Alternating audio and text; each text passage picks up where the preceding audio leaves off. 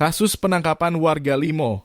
Di Depok, Jawa Barat lantaran dipicu ada tempat pembuangan sampah liar yang terbakar memasuki babak baru. Pagi tadi, Jumat 29 November 2024, pihak keluarga Jayadi menjalani sidang pra-peradilan. Sidang pra-peradilan yang digelar di Pengadilan Negeri Kota Depok di Jalan Boulevard, Kota Kembang Grand Depok City. Sebelumnya, sidang pra-peradilan ini sempat ditunda lantaran pihak tergugat yakni Kementerian Lingkungan Hidup tidak hadir. Usai persidangan, pihak keluarga Jayadi didampingi penasehat hukumnya, Zainul Arifin, menyampaikan bahwa pihaknya banyak menemui kejanggalan. Zainul Arifin menilai banyak hal yang berjalan tidak sesuai prosedur. Seperti dalam ketidakhadiran Kementerian Lingkungan Hidup yang mengirimkan surat kepada majelis hakim bukan menjelaskan terkait alasan ketidakhadiran, namun malah membahas terkait jurisdiksi. Hari ini agendanya adalah sidangan pendahuluan ya, pra-peradilan terkait dengan perkara yang ditersangkakan klien kami, dalam hal ini inisial J ya, Pak. Nah kemudian sebetulnya kami berharap sekali ya teman-teman dari penyidik KLH, Kementerian Lingkungan Hidup ataupun perwakilan yang sah menurut hukum untuk hadir dalam persidangan ini. Namun ternyata mereka tidak hadir. Mereka tidak hadir dan mengirimkan selembar surat kepada majelis hakim tunggal terkait dengan ketidakhadiran mereka. Namun tadi majelis menyampaikan ini merupakan surat yang menurut majelis tadi terkait dengan surat itu tidak tepat disampaikan ke majelis. Karena di dalam surat itu mereka menyatakan terkait dengan kewenangan relatif dalam hal proses wilayah yurisdiksi persidangannya yang mereka berpikir bukan wilayah Depok, tapi di wilayah Sidoarjo. Nah, majelis menyampaikan tidak tepat disampaikan di dalam surat. Harusnya surat itu hanya menjelaskan terkait dengan alasan penundaan, bukan terkait dengan menjawab persoalan yurisdiksi wilayah itu. Nah, kami berasumsi dalam hal ini teman-teman KLH tidak siap menghadapi proses persidangan pra-peradilan ini. Karena kami meyakini pasti mereka menyadari bahwa ada kesalahan prosedur penetapan tersangka terhadap Pak Jayadi ini. Nah, kemudian yang kedua, dan kami juga meyakini penetapan tersangka statusnya Pak Jayadi tidak berdasarkan hukum. Itu terkait dengan formal proses persidangan. Namun barang tentu dalam kesempatan ini saya ingin menyampaikan pertama ada dua hal.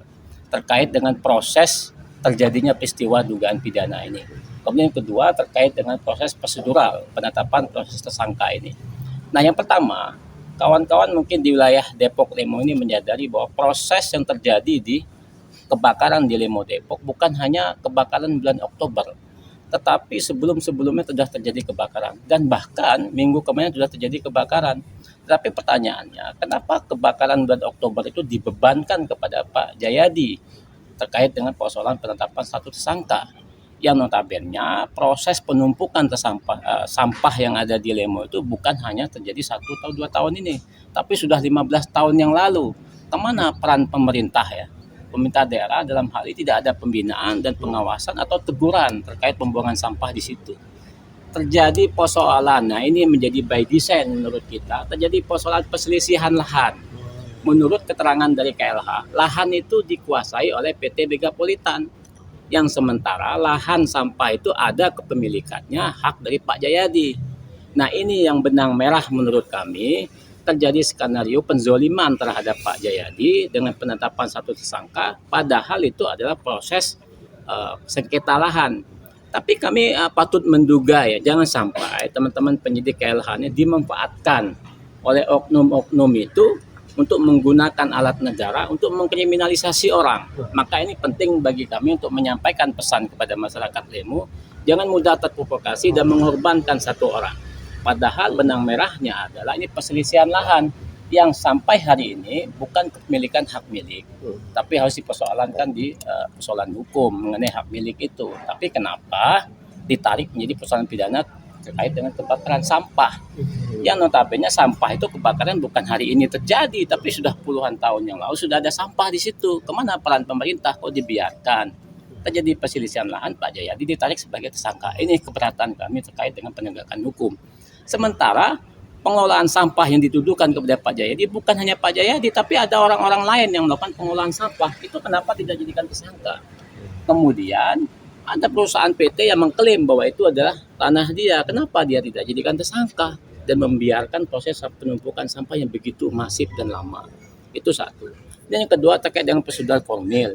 Sampai hari ini keluarga maupun kami sebagai kuasa hukum tidak mendapatkan SPDP, surat surat pemberitahuan terkait dengan dimulainya proses penyidikan. Kita tidak mendapatkan itu. Sementara KUHP menjelaskan itu wajib didapatkan oleh keluarga ataupun kuasa hukum dari tersangka. Itu satu. Kemudian kedua, sampai hari ini kami tidak mendapatkan surat selembar pun terkait dengan penetapan proses beliau menjadi tersangka. Jadi beliau dituduh ataupun ditetapkan sebagai tersangka, kita tidak mendapatkan lampiran itu sampai hari ini.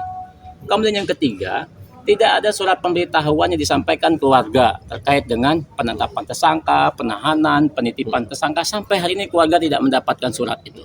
Harusnya di KUHP diwajibkan 1 kali 24 jam wajib dia mendapatkan salinan itu. Sampai hari ini keluarga tidak mendapatkan. Terus yang keempat, peranan penyidik, kewenangan penyidik PPLH itu ada surat keputusan bersama di dalam Kementerian Lingkungan Hidup, Kejaksaan dan Kepolisian. Itu ada koordinasi namanya proses pemindahan terpadu. Itu tidak mereka lalui. Kami cek semua di Polres maupun di Polda, bahkan di Barreskrim ada tidak dalam proses penyidikan kawan-kawan KLH ini terkait dengan kasus Lemo itu berkoordinasi sama penyidik Polri. Tidak ada sama sekali. Artinya mereka melampaui kewenangannya. Sewenang-wenang dengan menetapkan salah satu tersangka tapi mengangkangi aturan yang mereka sepakati bersama.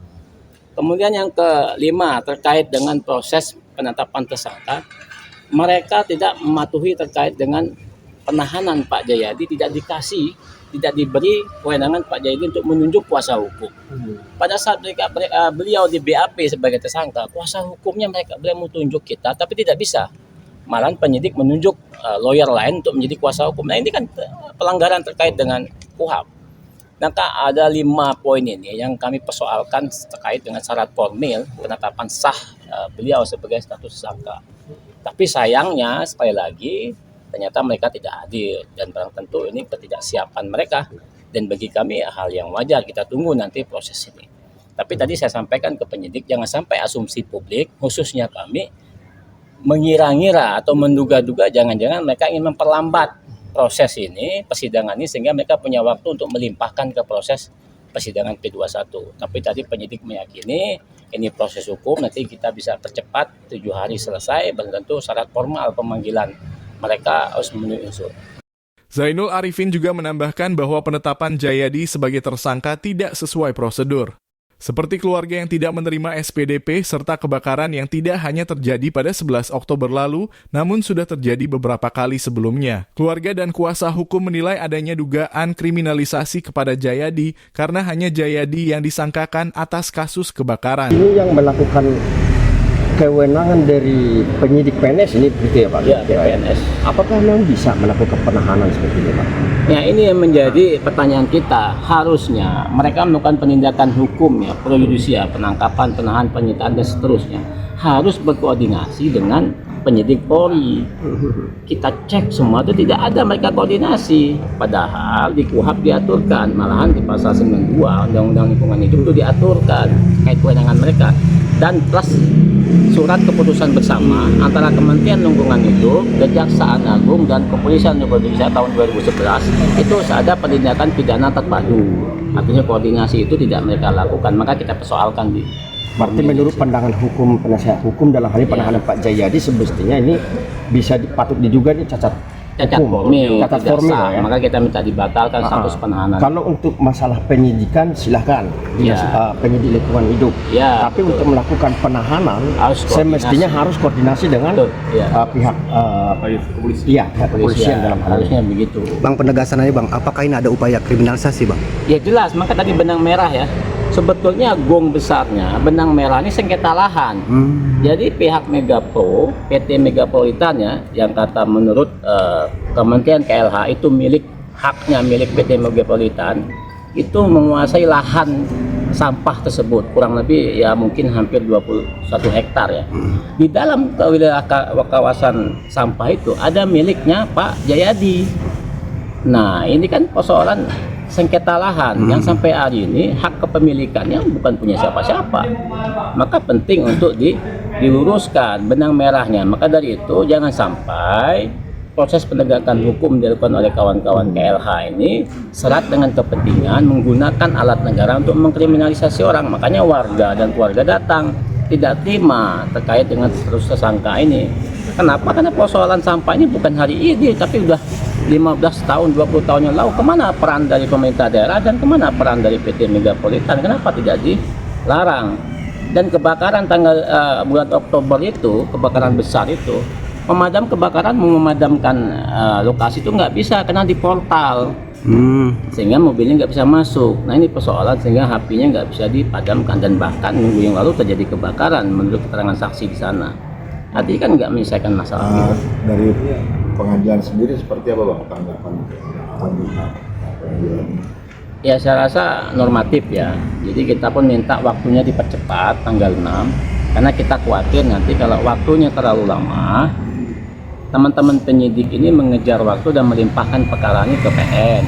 Itu yang kita khawatirkan. Kalau sudah dilimpahkan maka gugurlah proses persidangan di Prapit.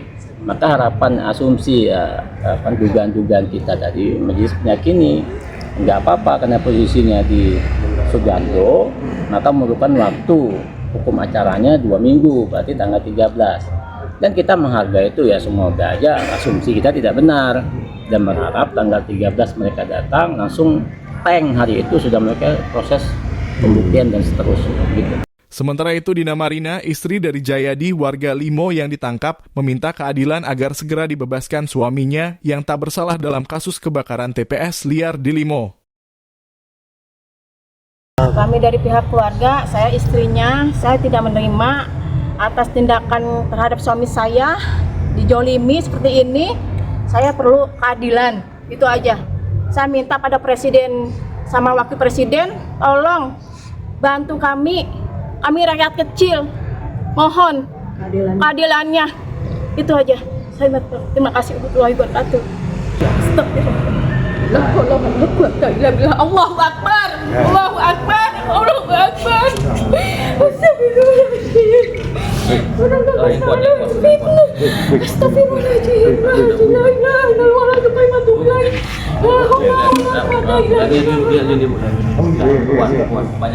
Ya Allah, ya Rahman, ya Rahim, ya Malik, ya Quddus, ya Maryam, ya Malikul Qudus, ya Allah.